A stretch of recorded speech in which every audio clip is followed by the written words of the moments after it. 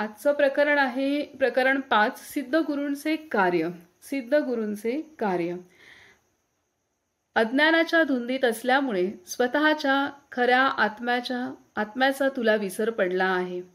ऐहिक विषयोपभोगात पूर्णपणे बुडून तू जन्ममृत्यूच्या चक्रात अडकला आहेस. जय जयकार असो त्यांचा, जे ह्या अज्ञानाच्या पलीकडे असलेल्या आत्म्याचे दर्शन घडवितात. जय जयकार असो त्या श्री गुरुदेवांचा, जे सर्व पापांचा नाश करतात, जे आपल्याला जगतातून तारून नेतात. इथे काय सांगतात? सिद्ध गुरूंचे कार्य हे आजचं विषय आहे. प्रकरणाचं नाव आहे सिद्ध गुरूंचे कार्य. तर ह्यामध्ये सुरुवातीला सार त्यांनी सांगितलंय की अज्ञानाच्या धुंदीत असल्यामुळे स्वतःच्या खऱ्या आत्म्याचा तुला विसर पडला आहे. ऐहिक विषयोपभोगात पूर्णपणे बुडून तू जन्म मृत्यूच्या चक्रात अडकला आहेस. जय जयकार असो त्यांचा, जे ह्या अज्ञानाच्या पलीकडे असलेल्या आत्म्याचे दर्शन घडवितात. जय जयकार असो त्या श्री गुरुदेवांचा, जे सर्व पापांचा नाश करतात, जे आपल्याला जगतातून तारून नेतात. पुढे सांगतात की संतांचे जीवन समृद्ध व अगम्य असते. केवळ शब्दांनी त्यातील गुह्य उलगडता येत नाही. सिद्ध पुरुषांच्या जीवन पद्धतीबद्दल अनुमान करता येत नाही. त्यांचे आचरण गूढ व कोड्यात टाकणारे वाटले तरी ते जे काही करतात ते सर्व काही मानव जातीच्या उत्थानासाठीच असते. मानव समाजाला सुख व समाधान प्रदान करण्यासाठी ते ह्या बिकट जगात वास करतात. तुकाराम महाराज म्हणतात, पाण्यामध्ये मासा झोप घेतो कैसा, जावे त्याच्या वंशात तेव्हा कळे. मासा पाण्यात कसा झोपतो हे समजण्यासाठी मासा बनावे लागते. तद्वत संत महात्म्यांना जाणून घेण्यासाठी त्यांची अंतर्स्थिती अनुभवावी लागते. अशा प्रकारच्या स्वानुभवाविना महात्म्यांविषयी स्पष्टीकरण देण्याचा किंवा मत बनविण्याचा प्रयत्न करणे म्हणजे मूर्खपणा व पोरकटपणा आहे. यात कुठलेही शहाणपण नाही किंवा समजूतदारपणाही नाही, जो भारत देशात कधीही आलेला नाही. अशा माणसाला इंग्लंडमध्ये बसून ताजमहालाचे वर्णन कसे करता येईल? तर इथं आपणाला सांगतात की संतांचं कार्य, सिद्ध गुरूंचे कार्य काय आहे. तर आपण जे ह्या संसारात, ह्या मायेमध्ये सर्व सुखोपभोगात अडकून आपला आत्मस्वरूप आणि आपल्या जीवनाचं ध्येय विसरून जातो आणि ह्यातच गुंतून जातो. तर अशा वेळेला संत आपल्या जीवनात येतात आणि ते आपल्याला आपल्याला सत्याचं ज्ञान करवून देतात आणि पुन्हा आपणाला आपल्या परतीचा प्रवास किंवा आपल्या मूळ स्रोताकडे ते घेऊन जातात. हे त्यांचं कार्य आहे. आणि इथे ते सांगतात की संतांना आपण जाणू कसं शकतो, तर संत महात्म्यांना जाणून घेण्यासाठी त्यांची अंतर्स्थिती अनुभवावी लागते. ते त्यांची आतमध्ये त्यांची मनोभूमिका काय आहे, त्यांची तर अंतर्स्थिती ही अनुभवली तरच आपण संतांना जाणू शकतो. आणि जर ती आपल्याला माहीतच नसेल काय आहे, तर आपण त्यांना समजू शकणार नाही. हे सांगितले आहे की संत ओळखण्यासाठी त्यांचे किंवा त्यांचं कार्य समजण्यासाठी त्यांची मनस्थिती आपल्याला कळणं आवश्यक आहे किंवा आपण त्यामध्ये आपल्या अंगी ते बाणवणं आवश्यक आहे. तर आपल्याला तेवढे ते संत कळू शकतात, त्यांची वचनं कळू शकतात. आपल्या आतमध्ये आपण त्यांची वचनं, त्यांचं पालन केलं तर आपल्याला आचरण केलं, आपल्या सर्व काही मन, बुद्धी, चित्त, अहंकार, देहाने आपल्या बोलण्यात, वागण्यात, विचार करण्यात, भावनेमध्ये जे संत आचरण करतात ते जर आपण आचरण करू तेव्हा आपण खऱ्या अर्थाने संतांना समजू शकतो असं ते सांगतायत. आणि त्यासाठी उदाहरण माशाचं देत आहेत की मासा पाण्यामध्ये कसा झोप घेतो, तर हे आपण त्या पाण्यामध्ये राहिल्याशिवाय आपल्याला कळणार नाही. त्याच प्रकारे संत हे कसं कार्य करतात, तर ते त्यांची मनस्थिती, संतांची जी अंतर्स्थिती आहे, जी आत्मिक अवस्था आहे, ती आपली झाल्याशिवाय आपण त्यांना समजू नाही शकत. पुढे सांगतात की गुरुदेवांचे दर्शन. काही जण विचारत की श्री गुरुदेव आपल्या 4 भिंतींच्या बाहेर पडून भ्रांत व दुःखी कष्टी लोकांसाठी काही समाजकार्य का करीत नाहीत, असा प्रश्न अज्ञानातून उद्भवत असे. याच कारणास्तव बऱ्याच वेळा महापुरुषांच्या कार्याबद्दल गैरसमज निर्माण होतो. सूर्य आपले स्थान सोडत नाही, तरीही तो जगाला प्रकाशमान करतो.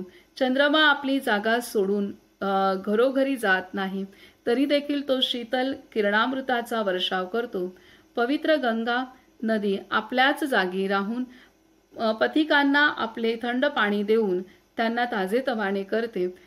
त्या पवित्र पाण्याचे लाभकारी गुण लक्षात येण्यासाठी प्रगाढ श्रद्धा असावी लागते. त्याच प्रकारे संतांचे कार्य समजण्यासाठी भक्ताच्या हृदयात प्रगाढ भाव उत्पन्न झाला पाहिजे आणि त्यासाठी आध्यात्मिक दृष्टीची गरज असते.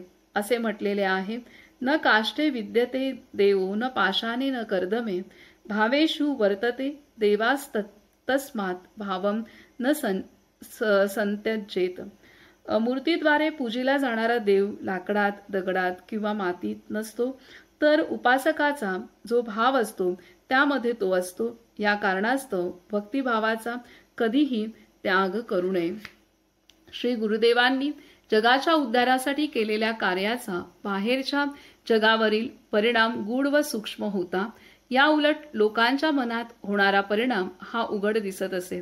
त्यांच्याकडे गेलेले हजारो लोक सांगत की गुरुदेवांच्या दर्शनानंतर त्यांचे मन स्थिर व शांत झाले. हजारो प्रवचने ऐकून किंवा हजारो पुस्तकांचे अध्ययन करूनही सुख मिळत नाही, परंतु भगवान नित्यानंदांच्या एका कृपापूर्ण कटाक्षाने अनेक लोकांना सुखशांती लाभत असे. कोणी विश्वविख्यात व्यक्ती असो अथवा कोणी सामान्य व्यक्ती, प्रत्येक जण गुरुदेवांचे दर्शन घडल्यानंतर जे काही हरवले होते ते गवसले या आनंदी भावनेने परत जात असे. जगातील त्याच्या दैनंदिन जीवनात कधीही मिळाले नाही अशा प्रकारचे समाधान व अशी शांती तो अनुभवत असे. दर्शन घेतल्यानंतर जिज्ञासूला वाटे की जर त्याने भगवान नित्यानंदांच्या चरणांचा आश्रय घेतला तर त्याच्या सर्व आशा व आकांक्षा पूर्ण होतील. जीवनाचे भरण पोषण करणाऱ्या व शक्ती प्रदान करणाऱ्या गुरुदेवांना साधक आपले जीवनच मानित. श्री गुरुदेव एक आध्यात्मिक विश्रांती स्थान होते. त्यांच्या उपस्थितीत क्षुब्धता नाहीशी होऊन शांतता येत असे. मन पूर्णपणे स्थिर होत असे. दुःखाचा तरंगही राहत नसे. थकल्या भागल्या प्रवाशाला ताजेतवाने करणाऱ्या थंड व निर्मळ पाण्याच्या सरोवराप्रमाणे ते होते. निर्मळ पाण्याची शीतल शुद्धता अस्वस्थ मनाला निश्चितच शांत करते, कारण शुद्धता ही शुद्धतेलाच जन्म देते. आता इथे गुरुदेवांच्या सानिध्यात आल्यानंतर सर्व जे साधक आहेत ते शांत होत होते, कारण भगवान नित्यानंद कायम मौन अवस्थेत आणि कायम आत्मलीन अवस्थेत स्थित होते आणि त्यांचं देह, मन, बुद्धी, चित्त, अहंकार प्रत्येक त्यांचं शरीराचा कण आणि कण हे पूर्णतः चितिमय झाल्यामुळे आणि त्यामुळे त्यांचं सर्व आणि तुर्यावस्थेत पूर्णतः आत्मस्वरूपात असल्यामुळे ते पूर्ण चेतना त्यांच्यातून प्रवाहित होत होती आणि त्यामुळे त्यांच्या सहवासात आल्यानंतर त्यांच्या मौनामध्ये जी शांतता, जी शक्ती, जी ऊर्जा आहे ती तिथं आल्यानंतर ते आपणहूनच आलेला साधक शांत होत असे आणि त्याला ते चैतन्य प्राप्त होत असे. तर जसं आता आपण सूर्यप्रकाशात उभे राहतो किंवा सकाळचा उगवणारा सूर्य पाहतो तेव्हा जे आल्हाददायक वाटतं, जी प्रसन्नता वाटते आणि जे सुख वाटतं, चैतन्य वाटतं, तर ते आपणहून वाटतं. तर त्या पद्धतीने साधक ते अनुभवत असायचे. आता ते सांगतायत की निर्मळ पाण्याची शीतल शुद्धता अस्वस्थ मनाला निश्चितच शांत करते, कारण शुद्धता ही शुद्धतेलाच जन्म देते. सूर्योदयाचा तेजस्वी प्रकाश प्रकट होताच पक्षी जागे होऊन किलबिल करू लागतात आणि घुबडे आंधळी होऊन झोपी जातात. ऋषी, मुनी व पुजारी स्तवन गाऊ लागतात आणि चोर पलायन करतात. मेन वितळते आणि माती घट्ट होते. हे सर्व सूर्याचे हेतू पुरस्सर केलेले कार्य नसते, तरी देखील सूर्योदय होताच हे सारे घडते. श्री गुरुदेवांची दिव्य स्थिती तशीच होती. ज्याप्रमाणे चंद्रातून केवळ अमृतच प्रवाहित होते, त्याचप्रमाणे जे परमानंदाशी एकरूप झाले आहेत अशा महात्म्यांच्या सानिध्यात केवळ आनंदच प्रवाहित होतो. बाह्यतः गुरुदेव रक्तमांसाने बनलेल्या इतर मनुष्यांसारखे दिसायचे, परंतु त्यांचे शांत व तेजस्वी मुखमंडल पाहून दर्शनार्थी त्यांच्याकडे फारच आकर्षित होत असत. गुरुदेव आणि त्यांच्या दर्शनाची तीव्र उत्कंठा असणाऱ्या निष्ठावान भक्तांमध्ये कोणतीही देवाणघेवाण होताना दिसत नसे आणि तरीही दर्शनाद्वारेच लोकांना तृप्ती लाभत असे. श्री गुरुदेव पूर्ण आनंद होते.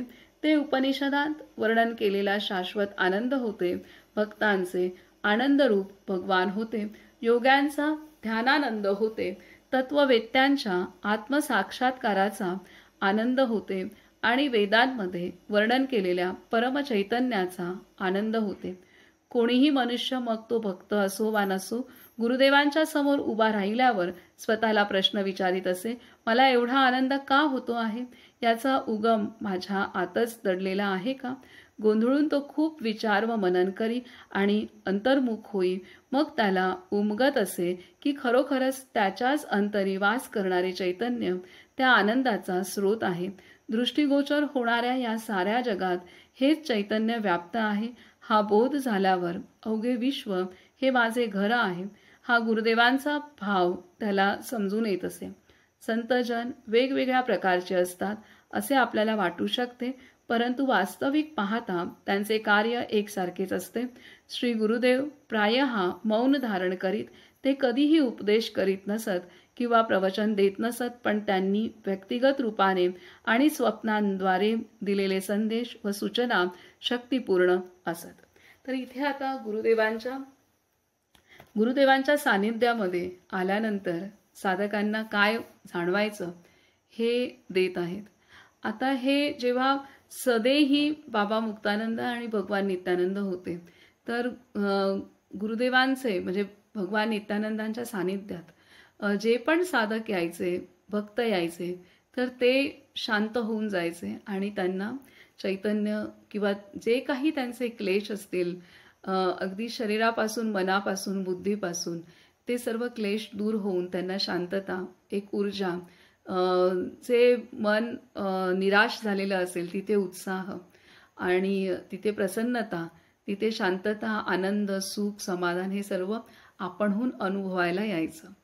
तर इथे कारण ते स्वतः ते पूर्ण त्याच अवस्थेत असल्यामुळे त्यांच्याकडून ते आपणहून प्रसारित व्हायचं. ते काही देत नव्हते, परंतु त्यांच्या सहवासात आल्यानंतरच ते सर्व सहजच प्राप्त होत होतं.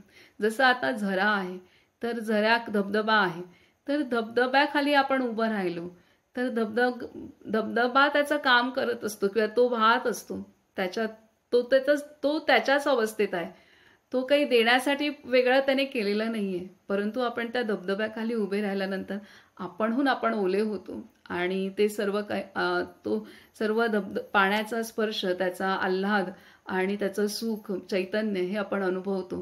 त्याच प्रकारे इथे गुरुदेवांच्या सानिध्यात आल्यानंतर, आश्रमात आल्यानंतर ते चैतन्य हे सर्व साधक अनुभवत होते. आणि हे ह्या सर्व महान विभूतींचं वैशिष्ट्य आहे की ते सदेही असताना ही अवस्था आहे. आणि मला असं वाटतं की जेव्हा ते समाधीस्थ होतात तर त्यांची समाधीचं क्षेत्र आणि ते सुद्धा तितकंच किंबहुना त्याहीपेक्षा आता जास्त चैतन्य हे देत असतं, प्रदान करत असतं. आणि ती अनुभूती संत विदेही अवस्थेत गेल्यानंतर ती कितीही वर्ष झाले तरी ती अनुभूती त्यांच्या समाधीच्या जवळ सुद्धा येते. आणि ही झाली समाधीची गोष्ट, त्यांच्या क्षेत्री असलेली गोष्ट. अगदी आपल्या घरामध्ये असलेला फोटो सुद्धा तेच काम करतो. तर हे खूप मोठं संतांचं जे त्यांनी साधलेली जी अवस्था आहे आणि ती अवस्था ही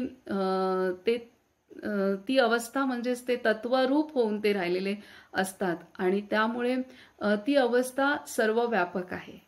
ती अवस्था सर्व व्यापक आहे, ती अवस्था त्रिकालाबाधित आहे, ती अवस्था अविनाशी आहे. आणि त्यामुळे संत आपण आठवण केली की आपल्याला ते चैतन्य आपण ते अनुभवतो. मग कुठल्याही देशात आपण असलो तरी आणि कुठेही असलो तरी ते अनुभवतो. तर ही अशी संतांची सर्व व्यापकता आहे. आणि आठवण करताच आपल्या अंतरी सुद्धा ते चैतन्य आपण आठवणीने सुद्धा लगेचच खूप काही खूप काही खोल साधना करतोय किंवा ध्यान करतोय असं नसताना सुद्धा आपण ते अनुभवतो. तर हे इथे आहे. आणि आता आणि तीच अनुभूती आजही आपणाला गणेशपुरीमध्ये अनुभवायला येते. आणि तीच अनुभूती प्रत्येक संतांच्या चरणी अगदी माऊलींनी 750 वर्षापूर्वी माऊली समाधिस्थ झाली तरी आळंदीला आज जे चैतन्य आहे ते आपण प्रत्येक जीव अनुभवतो. तसंच गोंदवलेला सुद्धा महाराज जाऊन आता ह्या डिसेंबरमध्ये 111 वर्ष पूर्ण होतील. तरीसुद्धा आज त्यांच्या ते सूक्ष्म झाल्यानंतरही त्यांच्या मागे सर्व कार्य त्याहीपेक्षा खूप मोठ्या तीव्र वेगाने चालू आहे. तर हे सर्व प्रत्येक संतांच्या ठिकाणी आणि म्हणूनच इथे देतात की संतजन वेगवेगळ्या प्रकारचे असतात असे आपल्याला वाटूच शकते, परंतु वास्तविक पाहता त्यांचे कार्य एकसारखेच असते. श्री गुरुदेव प्रायः मौन धारण करीत, ते कधीही उपदेश करीत नसत किंवा प्रवचन देत नसत, पण त्यांनी व्यक्तिगत रूपाने आणि स्वप्नांद्वारे दिलेले संदेश व सूचना शक्तिपूर्ण असत. तर इथे सर्व संतांच्या संदर्भात बाबा मुक्तानंद सांगतात की हे प्रत्येक संतांच्या चरणी हेच अनुभव येतात. संत आकारात वेगवेगळे दिसले तरी सुद्धा त्यांचं कार्य एक आहे. आणि मग आता ते सदेही नसले तरी दृष्टांताच्या माध्यमातून, स्वप्नांच्या माध्यमातून किंवा कोणाच्या तरी मुखातून, कुठल्या तरी प्रसंगातून ते आपणाला उपदेश हे देतच असतात आणि साधकांना मार्गदर्शन करत असतात. पुढे सांगतात की संसार सागरावरील सेतू, संसार सागरावरील सेतू, संसार सागरावरील सेतू या जगातील आपल्या जीवनावर अनेक पूर्वजन्मांतील कर्मफळांचा प्रभाव पडत असतो. प्रत्येक जीवात्मा त्यांच्या कर्मांची फळे भोगत असतो. म्हणूनच अनेक लोक दारिद्र्य, दुःख, रोग व अज्ञानाने पीडित असतात. तर इतर काही लोकांना शिक्षण, संपत्ती, चिकाटी, बुद्धी, ब्रह्मचर्य, औदार्य, इच्छाशक्ती आणि ईश्वराप्रती समर्पण भाव यांचे वरदान लाभलेले असते. कितीतरी प्रकारचे लोक या जगात जन्माला येतात आणि त्यांच्या जीवनांतील परिस्थितीही फार वेगवेगळ्या असतात. या बिकट जगात बाह्य परिस्थिती एकसारख्या नसतात आणि कधी असणारही नाहीत. खरे पाहता माणसाला आत्मज्ञान नसले तर संपत्ती आणि स्वास्थ्य असूनही त्याला खरे पाहता माणसाला आत्मज्ञान नसले तर संपत्ती आणि स्वास्थ्य असूनही त्याला समाधान मिळणार नाही. बलिष्ठ राजावरही निसर्गाचे वर्चस्व असते. भौतिक शक्तींचा तो दास असतो आणि अखेरीस काळाद्वारे त्याचा पराजय होतो. या जगात प्रत्येकाची एक रडगाथा आहे. प्रत्येक जण दुःखाने ग्रस्त आहे. मग ते दुःख त्याने स्वतः निर्माण केलेले असो किंवा बाहेरून ओढवलेले असो. याच कारणास्तव मनुष्य रात्रंदिवस सुख शोधत असतो. हा शोध त्याची मती इतकी गुंग करून टाकतो की मनुष्य स्वतःच्या खऱ्या आत्म्याला विसरून जातो. सुखाच्या या शोधादरम्यान त्याला असंख्य संकटांना सामोरे जावे लागते व त्यामुळे तो उसासे टाकत राहतो आणि विलाप करीत राहतो. तो अनेकदा मोहात पडतो आणि मग पश्चात्तापाने दग्ध होतो. तो कामनांच्या अग्नीत होरपळत राहतो, दुःखाने त्रस्त होऊन जातो आणि अशा प्रकारे त्याचे जीवन अत्यंत कठीण होऊन जाते.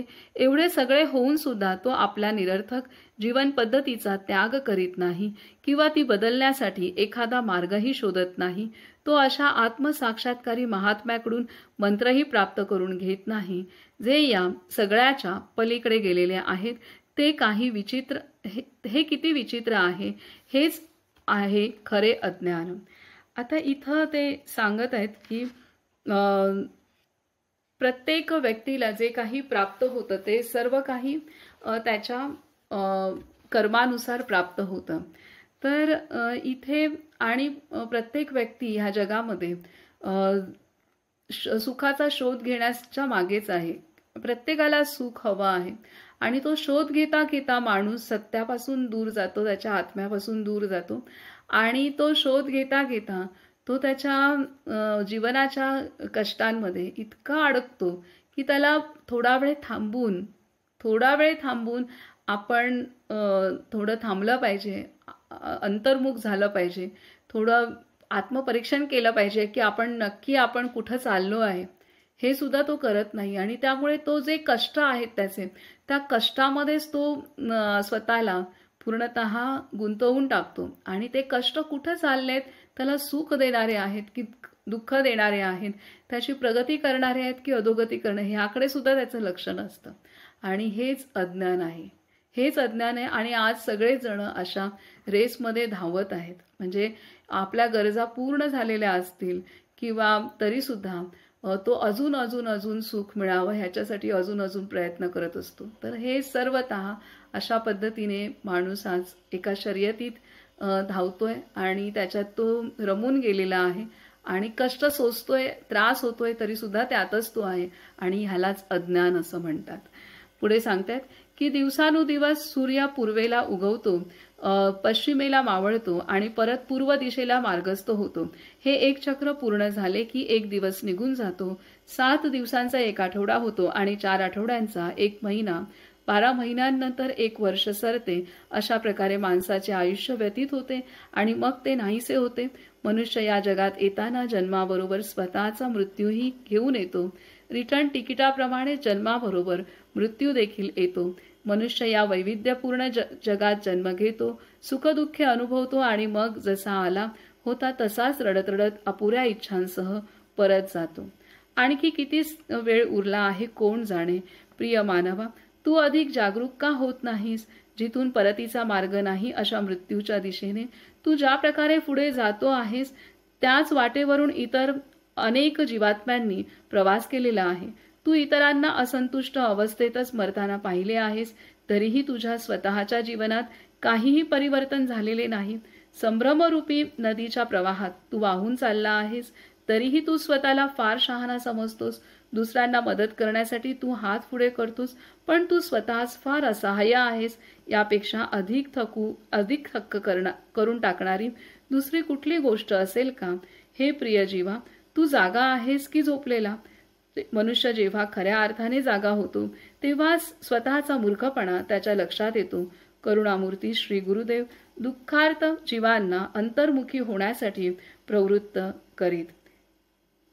तर आता इथं हे सगळं जीवनाचं सत्य देत आहेत की सुखाच्या शोधात सगळेच जीव आज खूप कष्ट करतायत आणि तरी ते सुख नाही अनुभवत आहेत आणि किंवा सुख प्राप्त होईल इतकं कष्ट केलेलं असतं तरी ते थांबत नाहीयेत. अजून तर त्यामध्ये आयुष्य, आपला वेळ, आयुष्य, शक्ती सर्व वाया जात असतं आणि खऱ्या सुखापासून आपण दूर जात असतो. तर त्याच्यामुळे इथे जागं होण्यासाठी आपले संत आपल्याला कायम मागे लागतात किंवा त्यांची ती आस आहे, आता तरी तू जागा हो, ही आस आहे.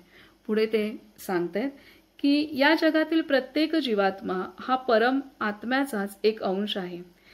आणि सांगतात की मनुष्य जेव्हा खऱ्या अर्थाने जागा होतो तेव्हाच स्वतःचा मूर्खपणा त्याच्या लक्षात येतो. करुणामूर्ती श्री गुरुदेव दुःखार्थ जीवांना अंतर्मुखी होण्यासाठी प्रवृत्त करीत. आणि ह्यासाठी अंतर्मुख होणं आवश्यक आहे, ह्यासाठी थोडं थांबणं आवश्यक आहे. ह्यासाठी संतच आपल्याला ते थांबवू शकतात. ते आपले स्पीड ब्रेकर आहेत. नाही तर आपण कुठे चाललोय काहीच नाही कळणार. जग चाललंय, आपल्या अवतीभोवती असणारी लोक जे करतायत तेच आपण करतो. परंतु संत असतात की ते आपल्याला थांबवतात. ते आपले स्पीड ब्रेकर आहेत की बाबा थांब, तू बघ कुठे चाललंय, काय आहे. तर ते थांबवतात आणि जाग करतात आपल्याला आणि अंतर्मुखी व्हायला सांगतात. तेव्हा आपल्याला कळतं, अरे मी कुठे चाललोय, मला काय हवंय आणि अजून किती चाललं पाहिजे. हे सगळं आपल्याला प्रत्येकाला आत्मपरीक्षण करण्यासाठी ते अंतर्मुखता आवश्यक असते, ती संत आपल्याला प्रदान करतात. पुढे सांगतात की या जगातील प्रत्येक जीवात्मा हा परमात्म्याचाच एक अंश आहे आणि तो सतत त्या आनंदमय भगवंताशी पुन्हा एकरूप होण्यासाठी प्रयत्न करीत असतो. या जगातील सगळे ज्ञान, सगळ्या कला आणि सर्व शास्त्रे हे आनंदाकडे नेणारे मार्ग आहेत हे जाणले पाहिजेत. प्रत्येक मनुष्य सुख व आनंदाचे महत्त्व जाणतो, जी जीवना इतकीच प्रिय असतात. आनंदासाठीच वारा वाहतो, आनंदासाठीच अग्नी प्रज्वलित होतो, आनंदाखातरच शीतल जल प्रवाहित होते आणि लक्षावधी प्रकाश किरणांसह सूर्य उदयास येतो. आनंदासाठीच मनुष्य सर्व प्रकारच्या गोष्टी करतो, पण त्याला हे ठाऊक नसते की सुख अंतरातच वास करते. तो त्या कस्तुरी मृगासारखा असतो, जे स्वतःच्याच नाभीमध्ये मौल्यवान सुगंध धारण करते, पण अज्ञानामुळे तो सुगंध पुन्हा पुन्हा बाहेरच शोधत राहते. वाऱ्याबरोबर तो सुगंध डोंगरदऱ्यांत पसरतो व दरवळतो आणि ते हरिण अधीरतेने त्या दिशेने धावत सुटते. ते धावत राहते, धावतच राहते आणि शेवटी मृत्युमुखी पडते. मग त्या पहाडात राहणारी माणसे त्याची चिरफाड करतात व कस्तुरी काढून घेतात. माणसाची हीच कथा असते. माणूस सगळे काही करतो, पण चिरस्थायी सुखाकडे पाहत नाही. परंतु सुदैवाने जर त्याची एखाद्या संत महात्म्यांशी गाठ पडली तर तो पूर्णतः सुखी होऊ शकतो. शास्त्रीय ग्रंथांमध्ये वर्णन केले आहे की जग हे वासनांनी भरलेले आहे, ज्या कधीही तृप्त होत नाहीत. या वासनांच्या पूर्तीसाठी लोक लग्न करतात, मुलांना जन्म देतात, शिक्षण